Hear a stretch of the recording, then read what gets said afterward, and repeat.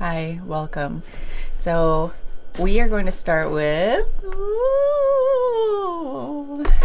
these Dixit cards to tell a little story, just to tap into our intuition, creativity, and inner archetypes. And then we're going to move over to grab a card from the archetypes deck. That's the energy I was feeling today. So thank you for being here. I've already shuffled. I did a full shuffle of these a bit ago.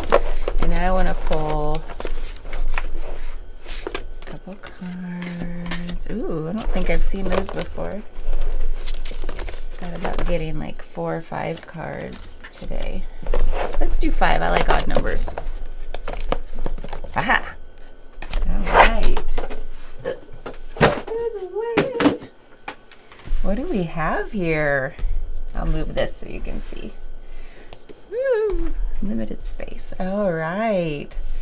So we have, I love the colors, first of all. We have it looks like a feminine figure underwater because there are bubbles. And there's a lot of pottery, like vases, pitchers. They look more like pitchers because they all have handles. And she's emerging, kind of floating up out of one with the bubbles.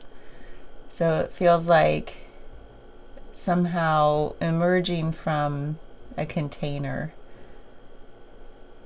and going into the water. And she looks like she's pretty at peace and kind of like, oh. So then we have a tree. Wait, this is confused. Oh, okay, now I get it. I was like, what am I looking at? It looks like a long double-handed saw blade. It's like illuminated though. Cutting into this old, it looks like an old tree because it's got a lot of twists and turns and it's pretty thick. What is coming out of the bottom of that tree though? I don't quite oh, this is the upright. Okay, now I get it. I have to have it. Okay, that was upright. You can tell by the way the card, like the text is, which is upright.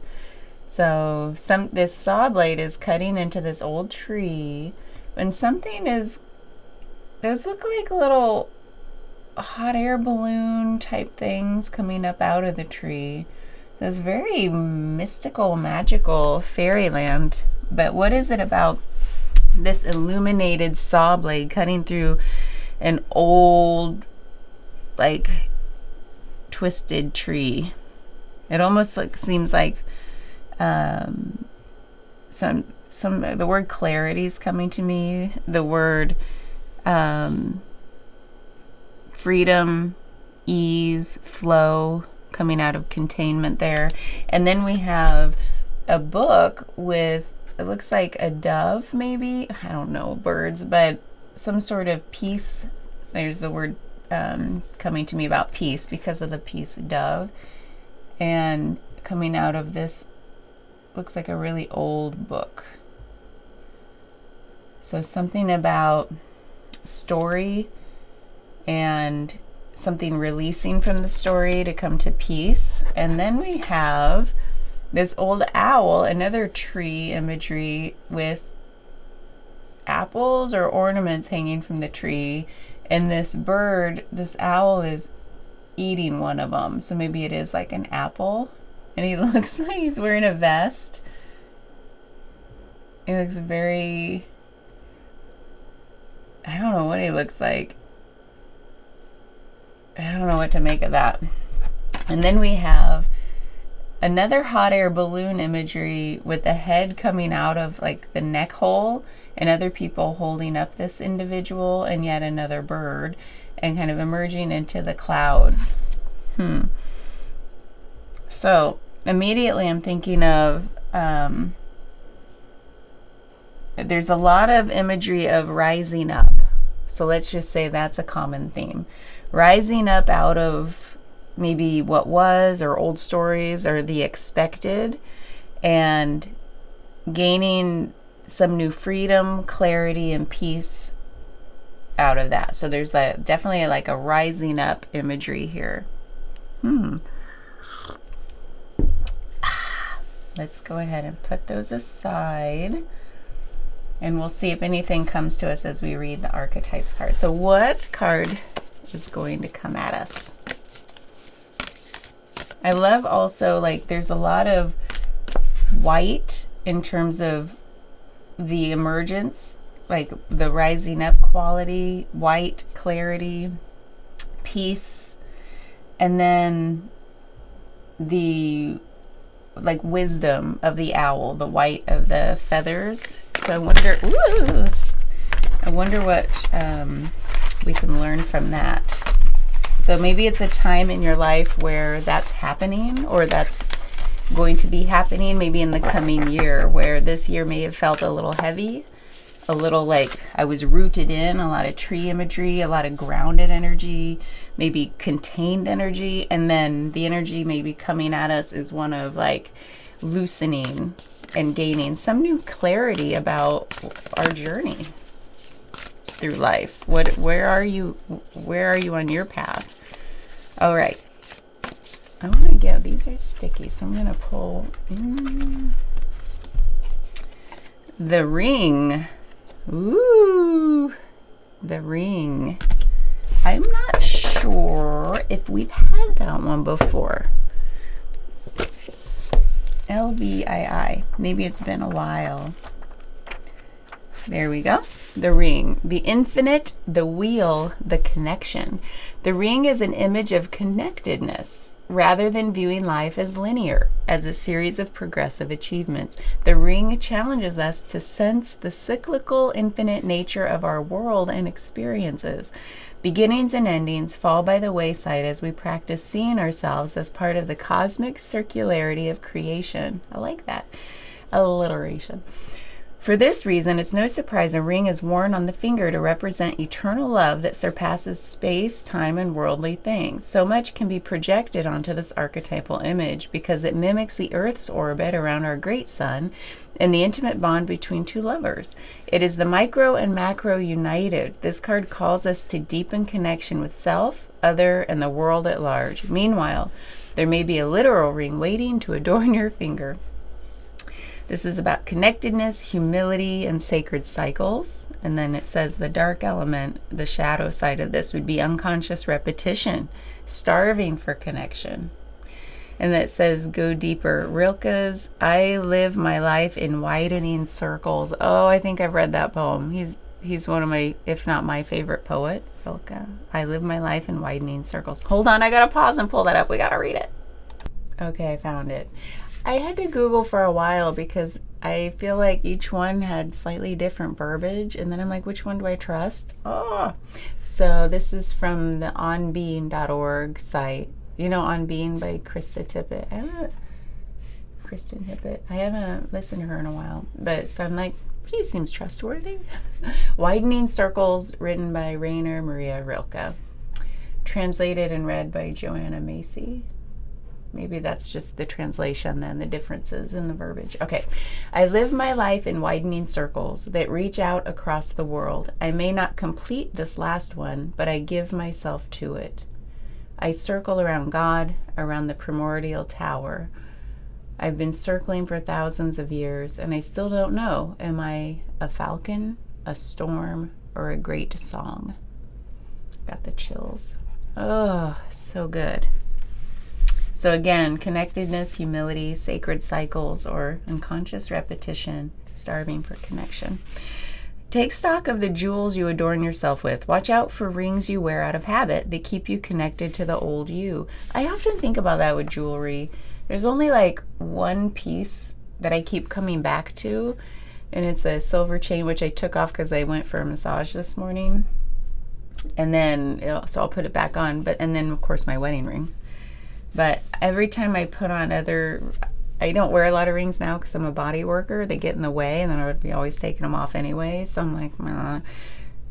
But I used to be like, nothing ever felt like it wanted to stay for long, because it did. It felt like it was from a point in time where I connected with that piece that accessory, and I was just always, I felt like I was always changing, like not connecting with that anymore. So do you have jewelry or something you wear out of habit that's like, yeah, I wonder why I do that. I don't really connect with it anymore. Well, this is saying like maybe it's time to let it go. Like unconscious repetition. Where else do you see unconscious repetition in your life? I know where I have good ones. Whew. Usually it's like forms of distraction or dissociation or disconnection. Study images of the mandala, the unus mundus, the Ouroboros, and the medicine wheel. I love meditating on the Ouroboros. That's the snake image of the snake eating its own tail. Because I'm always like, my brain can't comprehend like how, what if it kept eating all the way around? At what point?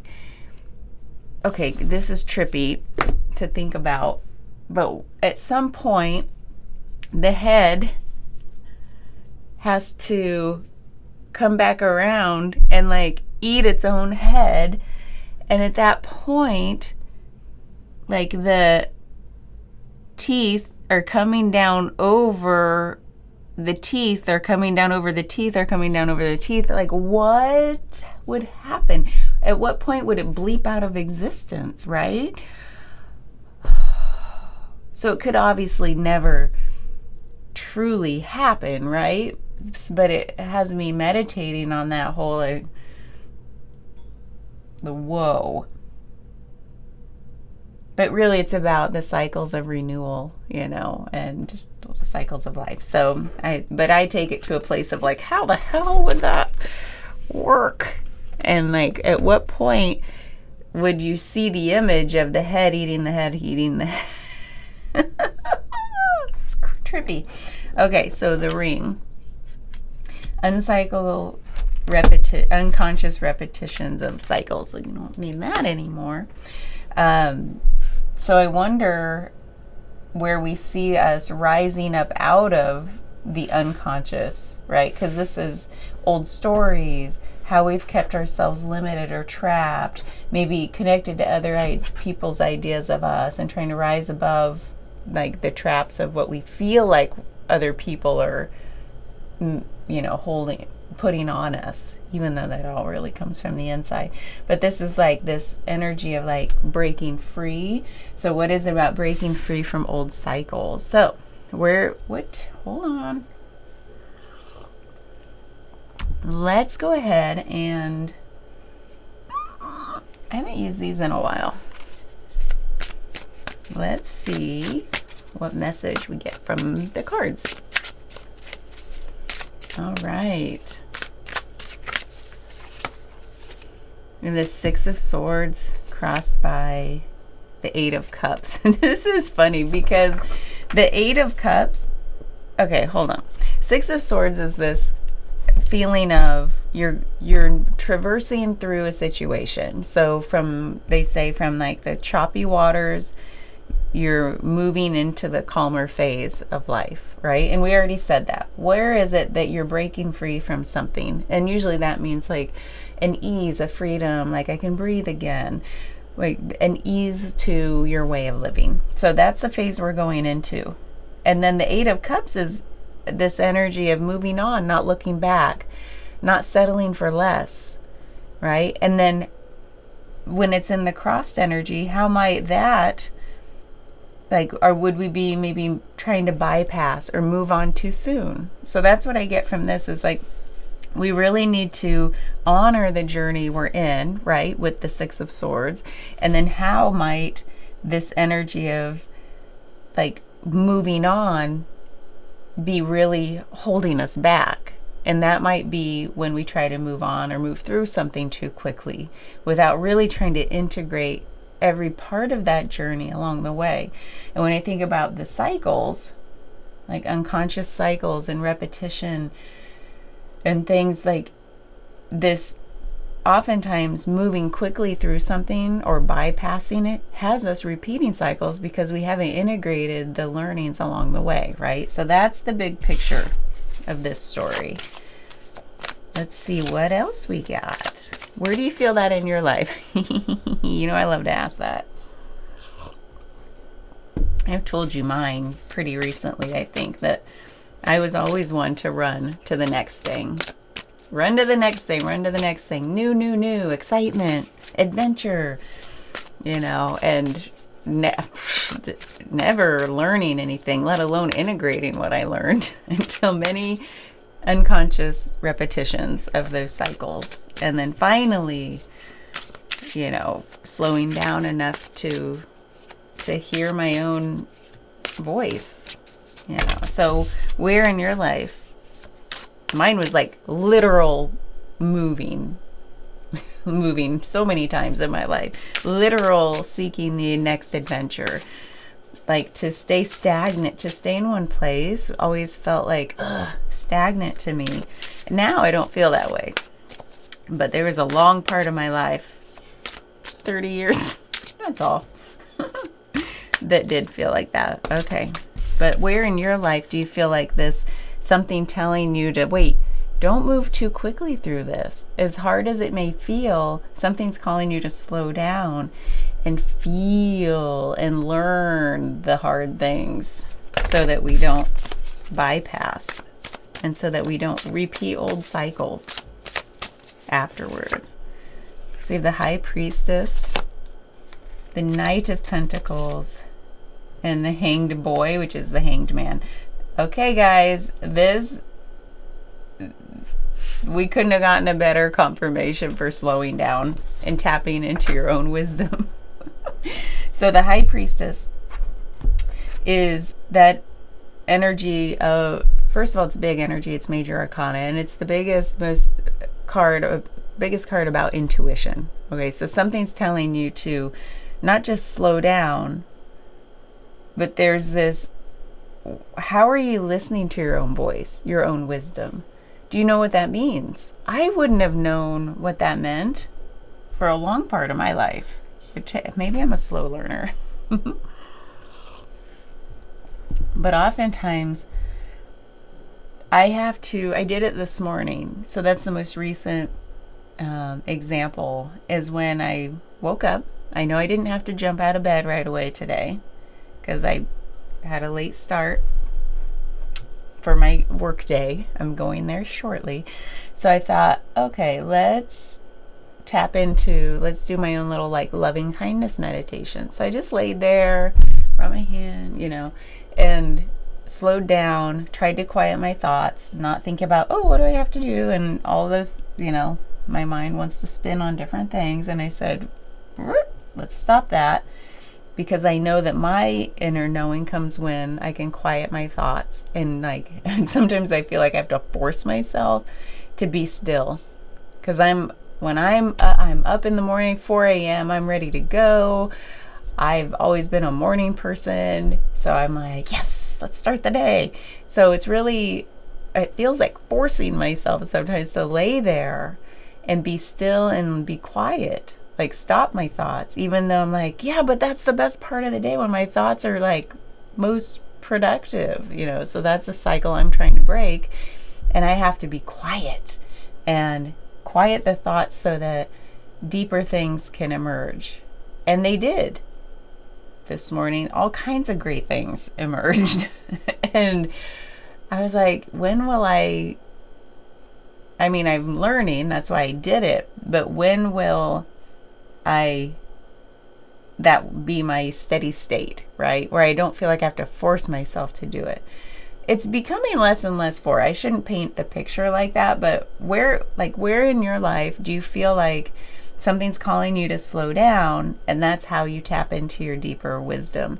And slow down can look like a million different things. For me, it means literally stop moving your body, because I'm always off to the next thing. And it means when I recognizing my thoughts, and that they are just an endless train of nothingness. I don't have to latch onto them and react and go with each thought. They'll come back around if they're important, or I'll set a little reminder if that one I really need to remember. Put a note in my phone, my calendar, to remind me of that later, right? So it's learning how to work with myself. How are you learning how to work with yourself to tap into your deeper wisdom? Do you have to journal? Do you voice journal? Do you talk with friends? Like, how do you tap into your own deeper knowings? The Knight of Pentacles is the card that says taking action very slowly over a long period of time is how you achieve anything in life. It's how you make your dreams come true. It's how you manifest whatever you're trying to manifest in your life. It's through steady progress, steady as she goes. And so this is also the slowest night. So this is another call to slow down, be consistent in what you're doing, because that's the way to create new cycles, new habits, breaking old cycles and old habits. And then the Hanged Boy, Hanged Man, is a card of gaining new perspective. Okay, and this card is, he's literally hanging himself upside down to see things from a different point of view, to gain that clarity. So back to these cards about there's a clarity emerging through this story. So what is it that says tap into your own deeper wisdom? What's that take? Be still, be quiet, listen inward. Then do it every day. Do whatever consistency you can get, you can make.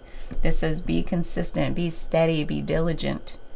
And then you'll gain that clarity. You'll see things from it. You'll be able to see things differently, right? It does, because I swear, there's always this talk of like, you know, we all see things with the way we see things, and we can't do it any differently until we try, right? Or until something smacks us upside of the head. I was talking with a client recently about how we just truly can't get something, like get it. I don't get it until you have the lived experience. So it's like when we're trying to connect with other people, it feels like we just assume people are going to understand where we're coming from. They're going to see things from our point of view. And like we literally can't until we have some brush up against that lived experience, whether it's our own or someone we deeply are in tune with, like in our lives, like our loved ones. Because then it's like, oh, now I can feel that. It takes like a feeling. And so if we're just talking with people and we're like, man, we can be really compassionate and say, I'm really sorry for what you're going through. But we'll never get it until we're, like I said, I almost wanted to say until we live it, but it's really like till we live close enough to it, in proximity, like again, with our loved ones, if not our own self. So something here is like saying, like, you're like, go through it, go tap it, grapple with it. Like, how do I listen to my own inner wisdom? What's it saying? How do I do that? Everybody's is different. Also, I started playing with tarot cards, and that was another deepening for me. Like, as much as I thought I was an intuitive person, this helped open another door for me personally, because it allows me to slow down, contemplate, tap in. So is there a practice? Is there meditation? I don't know. Everybody's different. Okay, so with this, I want to get I've been wanting to use these, so let's use them. And I kind of want to know a little bit more about this journey. So let's deepen it. Because these are big. This is kind of the big picture. Listen. Be consistent. And really, really try. There's a deep trying to see things from a different perspective with this particular card. There are a lot of cards in tarot about shifting perspectives. This one is about really trying, really putting yourself in someone else's shoes. So is there an element of like other people in this story? Because we do have the Six of Swords, and a lot of times I think about how it's not just you going on this healing journey. There are other people that will benefit as well. They're in the boat with you. So what is it about this? And this might be you going off alone. So this Eight of Cups being in the crossed position of you going off alone. What is it in your life? Because this feels kind of relevant, and I'm getting some chills. In your cycles that you're trying to break, the unconscious cycles that we're calling out right now. We're saying, oh, I see you. We're going to stop those unconscious cycles. There's something here about the healing, and I just call it healing. Whatever part of this journey you're on that says, now's the time to address this. Whatever you're addressing, it's saying, consider other people. It's not just about you anymore, because this crossing energy is the one of you on your own going off to do something. This whole, I'm going to seek something greater. Well, this is saying you can do that, but remember the other people around you. Don't just run away and leave them in the dust. Okay, so what is that about? You know, because it's like we can have both, can't we? We can do what's best for us on our journey without, you know, just leaving everybody we love behind. Sometimes we feel like it's an either or, don't we? But this is saying it doesn't have to be an either or. This says maybe try to see things from their perspective and see how you might include them in your journey. Okay, we have the Seven of Swords, the Ace of Pentacles, and the Empress. So right here at the heart there is a fresh start with the Ace of Pentacles. There's a fresh start that says there's no, like, this whole self-deception part of that, where it's like me versus others. Like, this feels like a big choice, whereas this is saying no, it's not this is hard to describe.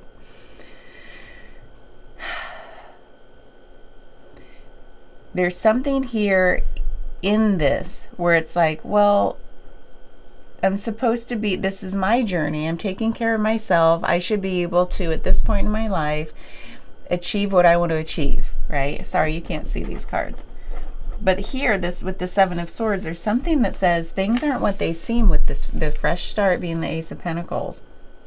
Things aren't what they seem. This isn't just a solo fresh start. The Empress is here to say you can have it all, because she's about, like, birthing something new. Okay, and this is a new cycle you're birthing, where you're not just running off and just saying me first, you know, the selfish part of us that says, I'm going to do what I want finally, because our old stories might have been one of, like, catering to other people and people pleasing. And now this might feel like a phase of life where you're like, finally, I don't have to do that anymore, which is amazing. But it also says, but don't just bypass connectedness. Okay, so that's what we're healing here, because this whole thing talked about connectedness, right? We're rising above maybe the old stories and the feeling that we're people pleasing keeps coming to mind here, because this is like the ways we keep ourselves feeling small and stuck out of thinking we're in service to others, when this is saying, yeah, but we keep repeating the cycles of disconnection and we're coming back into connection. So Seven of Swords here says, how are we deceiving ourselves with that? Where do you feel like you're still perpetuating the cycles of disconnection? Because the Empress is all about connection and nurturing those connections. And she's like, I can have it all, and it can be easy. It doesn't feel like an either or. This is the energy of all-encompassing, of oneness, non-duality. Okay, especially because it's a 3, which is all about harmony. I want to get a little bit deeper. Let's go. Ooh. We'll use the same cards. Hold on, I need a drink. Okay, I'm back. Let's get a little bit deeper. We have the Eight of Cups again. Okay. Sorry, you can't see that. This is what we have here. And the Three of Swords. So what this is saying is exactly what we're, as we go deeper, what I find often happens is just confirming like what we've already talked about. So it's like, this is definitely the story. Because we have, what is the self-deception? I wish you could see this. You know what, maybe? I'll come down a bit. Well, that's cool. I'm going to start doing that. So we have, coming out of the new start and this self-deception is saying, well, the Eight of Cups is right here saying, yeah, be really careful about running off to do your own thing. Because really that is isolation. That's what this is saying. And where does it lead? Heartache. Wounded, heart wounds of the Three of Swords. That's where it leads. And actually that's the very thing that we're healing. Okay, let's get one more card. So where is it? This is like going back to these questions are more interesting than answers. Where in your life do you feel like you keep running away from connection? And that's actually what perpetuates this heartache, the cycle of disconnection. Okay. And we have the Chariot. You know what's funny about getting the Chariot with the High Priestess is they both, in other artwork, have this element of sitting between light and dark and how we're trying to balance those. So this is saying you're, with this fresh start, it's so funny how the Knight of Pentacles, the Ace of Pentacles, and the Chariot are all kind of lined up here. This is, it, to me, is about taking the reins of your life. At least we're in that phase of life, right? Finally. Versus just unconscious cycles, right? Now we're saying, wait a minute, I'm in the driver's seat. I'm going to consciously choose my direction and how I navigate that direction, right? And this is that element of between light and dark, sitting in the balance, not going to extremes, but how am I integrating all the sides of me as I move forward? And this feels like questioning, really, that prior question we asked, where do I keep running away from connection, which perpetuates the cycles of feeling disconnected? And maybe those old stories about people pleasing and catering to others really are just stories. Are you really doing that? Right?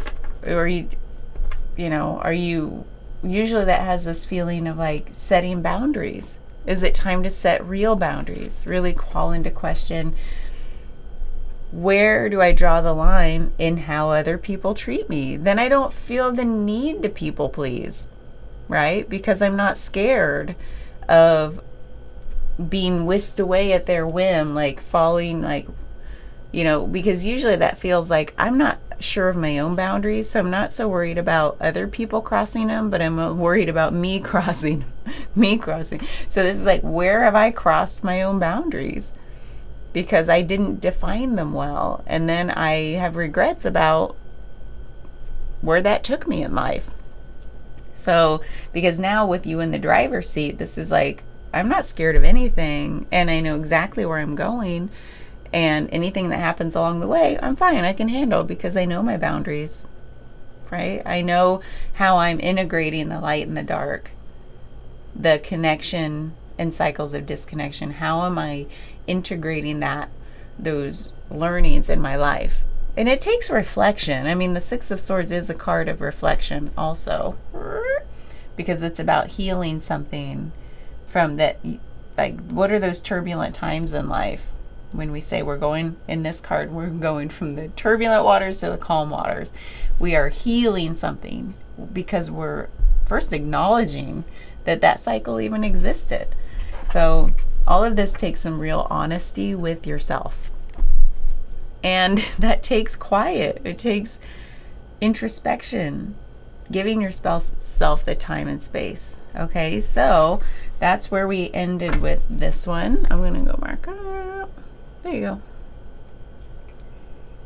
And let me know, like this one, we could keep going and going and going, but we're already at a half hour. So I'm going to call it quits, because to me, again, I feel like these questions could take you in so many different places. Like for me, I still feel like a lot of times I isolate because I have this sense of like, time is precious. And yet I know time is an illusion.